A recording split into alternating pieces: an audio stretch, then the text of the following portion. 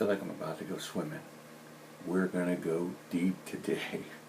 I really want to do this video just honestly to thank Tammy. She's been doing a lot, sacrificing just to help me out of the state that I am. Last week we talked about my dad died 2 years ago, and she's been an amazing support. So this morning around 5:30 I naturally woke up and I thought, how do we get here? How did we get to where my wife sees my needs and sacrifices and helps me through that? And there isn't an argument, there isn't a conversation, and honestly I feel like I've been taking from her just to pacify or fulfill or feel something and feel close during an emotional time. And it just came to me, this is my epiphany.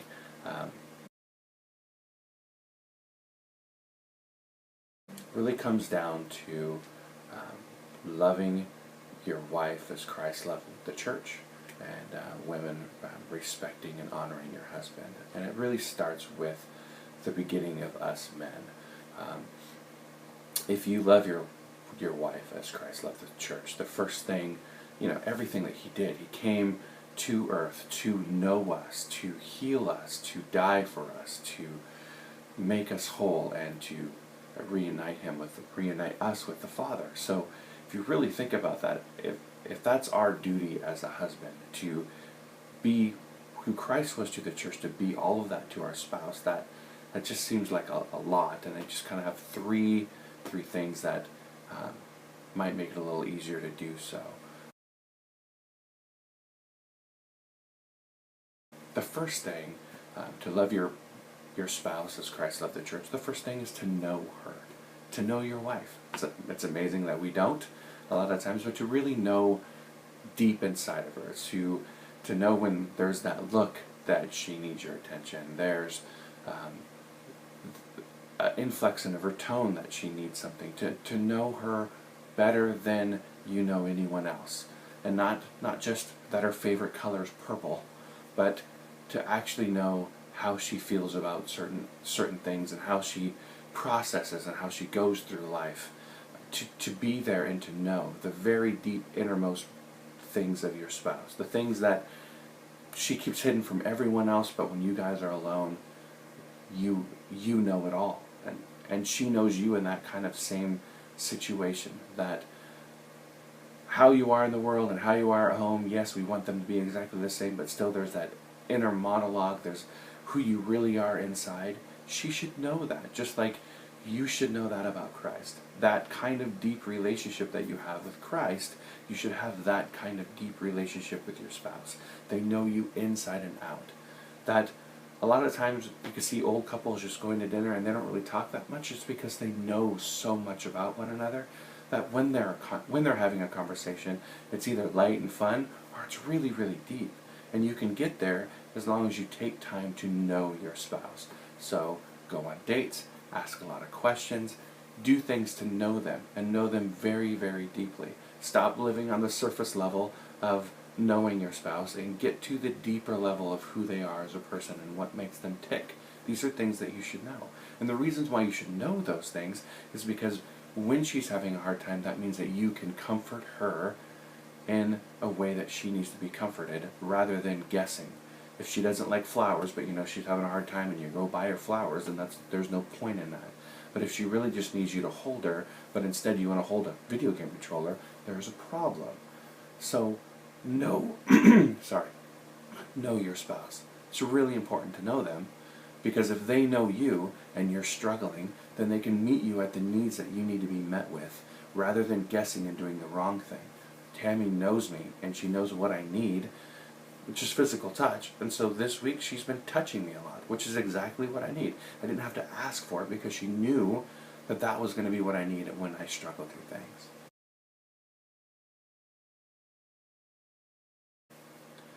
The second thing that you should do as Christ loves the church is secure her.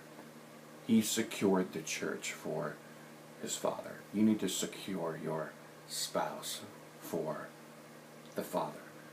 Spiritually, You need to secure her from emotional things. You need to secure her from drama. And the only way that you really can secure your spouse is, one, again, you have to know them, and then you have to provide them the security that they're looking for. If you guys are struggling with finances and she's looking for finance security, then you and her need to make an effort to either sign up for Dave Ramsey or sit down and talk about your budget or start looking for a new job. But that's part of the security. If part of the security is your children, and if they're okay in school, if they're being bullied, you know what I mean? You have to secure, as the guy, you have to secure that situation. It takes a lot of wisdom and a lot of knowing your spouse and coming together to make sure that she is secure in all of the ways that she needs to be secure. Financially, emotionally, physically, spiritually, childrenly, all of those ways that all go through her mind of, okay, I want to feel safe at home, but I can't feel safe because my husband's always yelling at my kids. I want to feel safe at home, but I can't feel safe because we don't have enough money to pay the bills. I want to feel safe at home, but I can't feel safe because I know that he's going to want sex and I don't feel secure enough for sex. And honestly, those two kind of go hand in hand. Build security. And the best way to build security, honestly, is to ask, hey, how can I make you feel more secure? Where is your security lacking? What can I do? Because you are technically your wife's shepherd. And sheep, as we know, they lay down when they feel the most secure. And if you want your wife to lay down, joke, if you want her to lay down and feel secure, just like a sheep would, then you have to build all of that security in. You have to know everything that surrounds that feeling of security for her and provide that for her. And the only way to get that information is by knowing and talking and working out what security means and how you can provide the security. I understand that you may not be able to just quit your job and go get a new one. No one's telling you to do that. But if there are steps that you could take so that you can make her feel more secure because you're not making enough money, great, then do those steps. But you have to have the conversation, and you have to stop assuming that you're making your wife secure. And a lot of times, the things that you're doing are not making her secure at all. If you're playing video games, you're not making your wife secure. If you're going out drinking with the guys, you're not making your wife secure. There are times to do that. I'm not saying that you can't do that, but there is the first thing that you need to do first, and that is to make sure that you know what makes your wife secure, what makes your house, your bedroom, your intimate place, the soft place for her to fall. Stop everything that you're doing so that you can know and understand what makes your wife secure. And this, you could do this on a date night. Take her out on a date and say, hey, I need to know what makes you secure because I want to be your soft place. I want to be your lion and your lamb. And you're going to take that example from Christ and apply that to your relationship. The lion protects and secures their spouse. The lamb lays down, is soft and cuddly. In my experience, and I could be wrong, and all you women could tell me I'm wrong, women kind of want both. They want a strong, secure man that's going to lead them in their relationship, and they want a soft place to fall. So you have to be both. And again, the only way to get that is by knowing her, communicating with her, and asking her exactly how you can get those things. Tammy's done those things. The things that she's done for me this week have been amazing, and that's because I believe I've made her feel secure in her relationship. The other thing that you can secure your wife from is drama. We have a big thing that as we're getting older, and we have always had this when we were younger married, is that the man has the ability to put his foot down. And when he puts his foot down, then that's the end of the conversation. And that sounds so 1950s, I know. But there are a few times where I have put my foot down. And I would say all of them have to deal with getting less drama in our lives rather than anything else. It's always about less drama because my wife tends to internalize and take everyone else's drama in, and then she goes crazy because there's too many emotions to handle. So my job in making her secure is to say, hey, this is going to cause a lot of drama. Let's remove this out of our life because I want to be the type of family that only accepts drama when we want to accept it and can accept it rather than allowing everyone else's drama attached to us. That's a good way to make your spouse feel secure.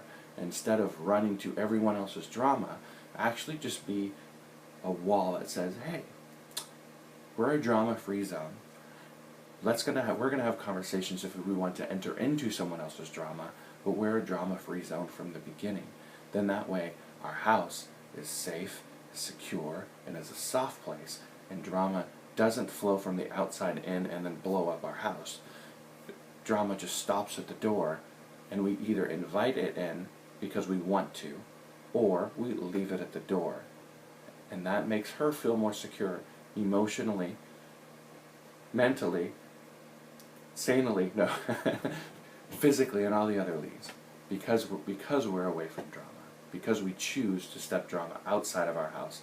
And that way, if there's any real drama inside, then we have all of our abilities to deal with it. It's not a plate that we keep piling somebody else's drama on, and then ours comes along and then tips the plate over. It's a choice. We just remove other people's drama and be there for them. I'm not saying be a jerk and not be there, but be there for them in a way that we can be, and then when we have drama, our plate's pretty much empty and we can handle it very easily.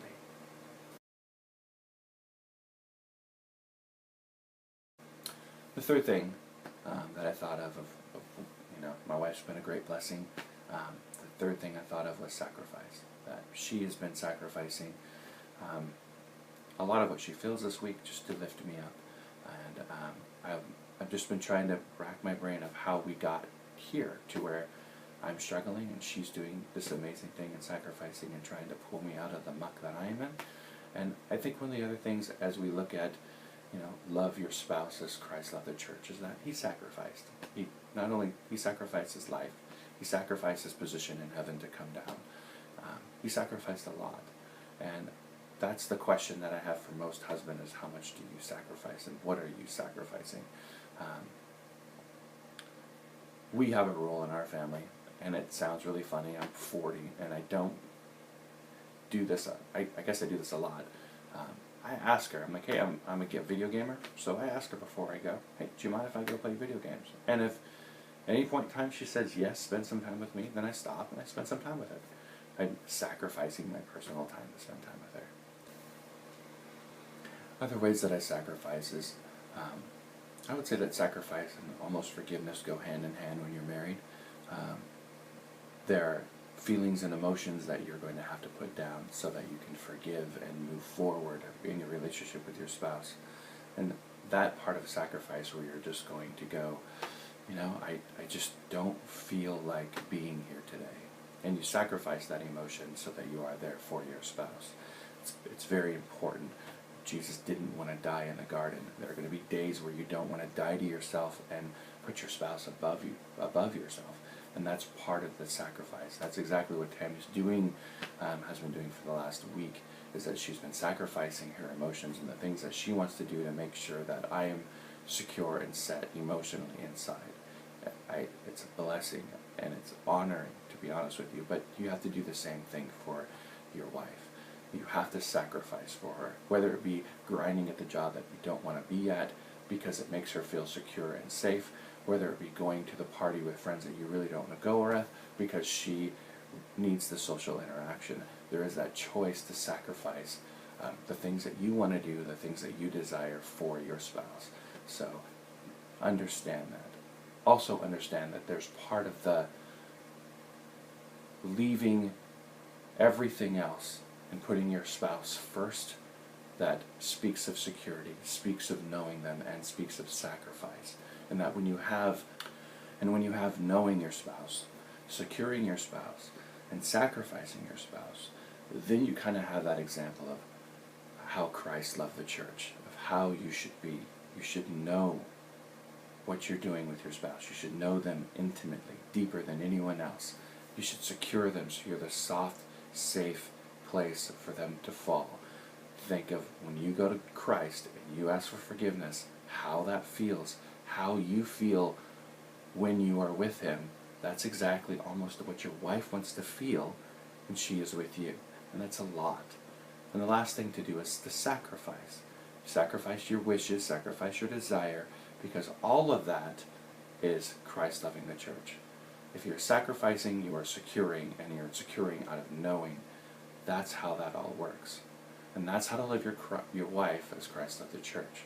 Sacrifice even to death, but to sacrifice and to forgive and to show grace and to show mercy on a constant daily basis. Give her security. Know her.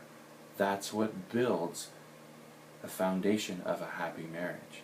And then the second thing is that she's supposed to honor and respect you. That's the other thing of the verse. But once you do those things, then her job is easy. It's really easy and really light. It's not even a burden, honestly.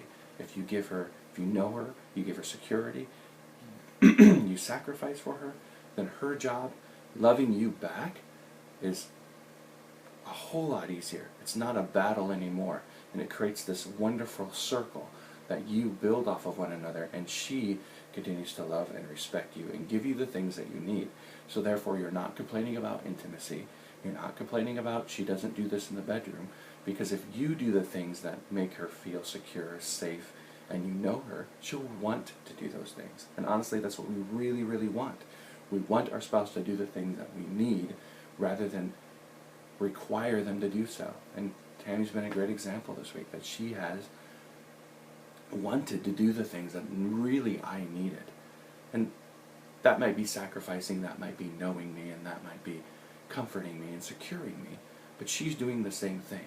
And that's honoring and respecting me, but it makes her job easier if I do the other things that come around the other way, which is knowing her deeply, securing her very securely so that she knows secure and there's no question about it. And then she knows when I sacrifice for her that I am at most acting like Christ, trying to do my best to be another example of Jesus for her. And then all of that gets responded in turn by her wanting to do the things that I want to do. I want her to do. Her wanting to do the things that would please me. Her wanting to do the things that would honor me and give me respect. And she's been a great blessing this week. And that's kind of how we got here. I loved her as Christ loved the church. And she honored and respected her husband. We just kind of followed that verse, but it took a while to get here. And it took a lot of conversations of just getting to know one another, for me to understand what makes her secure, and for me to understand what things I should sacrifice. As a family, as a whole, what we should sacrifice, and as a couple, what we should sacrifice so that we could stay as our primary relationship. And that's like the biggest thing. In my order, God is first, and Tammy is second. And it has to be that way. If you love your spouse as Christ loved the church, she is second. Because same exact relationship that Jesus had. He loved the Father first, he loved the church second. That's the example that we're set. And it's a lot of hard work, but it's worth it. It's worth it when you get the reward, when somebody does something for you and you don't have to ask for it. They do it because you need it, and they do it because they want to do it, which is the most important thing in my mind. All right, have a good one.